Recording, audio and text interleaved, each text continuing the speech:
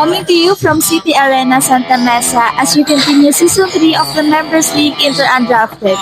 We have here our best player of the game, Mr. Clark Ortega, with 36 points, 4 rebounds, 2 assists, and 3 steals. So, sir, anong mindset mo pagpasok ng game? Pagpasok, siyempre gusto namin manalo lahat eh. Nakakakulang yung kalaban.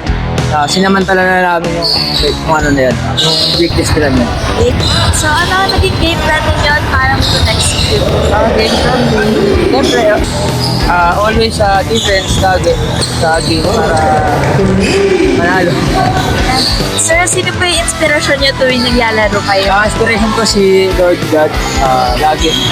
Saka sa family ko, saka yung girlfriend ko. Okay. Lastly, anyone you would like to give a shout out po? Siyempre, shoutout kay Lord. Walang na-injury sa aming both teams. At kay Boss Mix, na hindi siya nakapaglaro ngayon. Shoutout boss, thank you sa pagpapalaro.